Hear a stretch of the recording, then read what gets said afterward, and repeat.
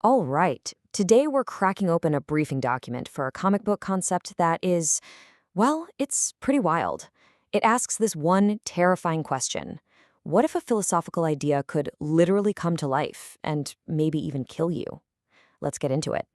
So, that's the big question, right? The hook that just grabs you and doesn't let go. I mean, just think about it for a second. An idea, a thought, suddenly having a body, the power to act, to change the world, maybe even destroy it, without any of our human rules or morals. What in the world would that even look like? Okay, so let's really dig into the core concept of this whole thing. The project's title is Wotan, the Overman. And you gotta understand, this is the key.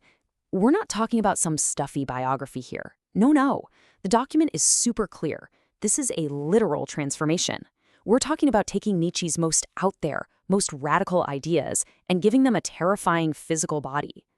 And the way they frame this whole thing is just, it's brilliant.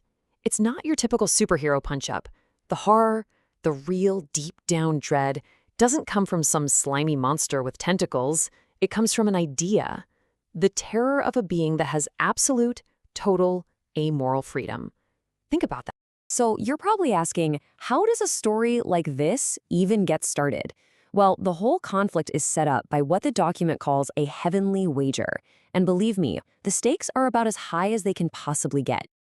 Yeah, forget betting on just one person's soul. This wager is for all the marbles. It's about the entire meaning of human existence. Are we, as a species, actually reaching for something greater, something truly powerful? Or are we really just looking for a comfy couch and a bit of safety? So on one side of the table, you've got this thing called the all-will. It's basically the will to power made manifest, this raw, immoral drive to grow and become more. And on the other side, you've got Mephistopheles. He's the embodiment of doubt, of what Nietzsche called slave morality. You know, the idea that being weak is somehow a good thing. He's betting we're all just too scared to handle real freedom. You see, this wager, it's not just the opening act. It is the whole story. The entire narrative hangs on this question. Will this new being be the ultimate yes to life, embracing what they call a terrible freedom? Or is he just going to crumble under the pressure and prove that old cynic Mephistopheles was right about us all along? And man, this line right here, it just cuts right to the bone. It's the absolute core of Mephistopheles' argument. He's convinced that if you give any of us a choice between terrifying, absolute freedom and the sweet oblivion of a comfortable lie, we'd pick the lie every single time. Okay, so who's the poor soul at the center of this monumental, reality-defining bet? You might think it's some legendary king or a mythical warrior, right? Nope. That's right. The guinea pig for this entire cosmic experiment is the philosopher himself. Not some hero from a legend, but a real, historical guy famous for being tormented by his own thoughts and, frankly, suffering a lot physically. And the document really paints a grim picture here. I mean, this is a man who is at the absolute end of his rope, both physically and mentally. But here's the twist.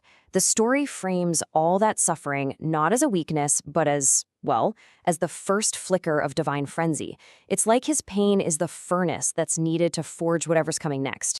And that immense suffering? It becomes the catalyst. It's the trigger for the story's central explosive event, the moment philosophy stops being words on a page and becomes a physical reality. The apoptosis. So this transformation, it's not just one thing. It's a collision of two massive forces. First, you have pure human hubris, scientists in a lab trying to build a superweapon. But then, something they never counted on happens. The real catalyst is Nietzsche's own internal will to power, which basically hijacks their little science experiment for its own cosmic, terrifying purpose.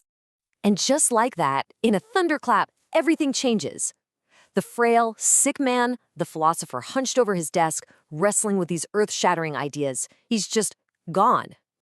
And in his place stands Wotan, the Overman, the Übermensch. It's no longer just a thesis in a book. The idea is now flesh and blood, and it's standing right in front of you.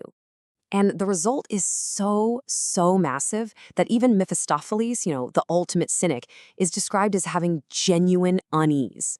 He doesn't see a hero, he sees a monster, a tyrant of the will. Suddenly the bet isn't a philosophical game anymore. It's just got very, very real. But here's the real kicker. That insane transformation, that's not the end of the story. Not even close. It's just the thunderous opening act of what the document calls the ongoing proof. The real experiment is only just beginning. So let's be absolutely crystal clear about who or what Wotan is. This is not a superhero who's here to save the day.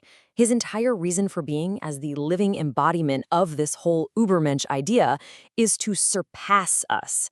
He's supposed to be the next step in evolution, not our guardian angel.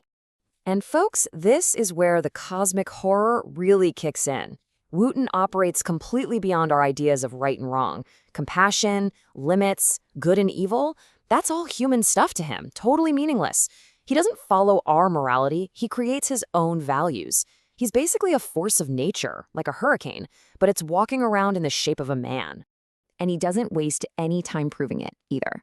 The very first thing he does, he shatters the cage humans built to control him, to turn him into their weapon. In that one single act, he makes it absolutely clear. He is nobody's slave, he answers to no one. That's a big point for the all-wills side of the bet. So this is the heart of the story, right here. It's this ongoing test. Every single thing Wotan does on Earth is another vote in this cosmic election. Is he going to live up to this terrible freedom, or will he eventually crack and fall back into that comfortable weakness that Mephistopheles is so sure is at our core? The wager isn't just an idea anymore. It's a living, breathing, and frankly terrifying reality for everyone on the planet. And that's where the document leaves us, with this really chilling final thought. The wager has been made. The lightning has struck. And now the rest of the world has to live with the consequences. So the ultimate question is, what does a being of absolute, amoral freedom actually do with itself? The proof, as they say, is in the living.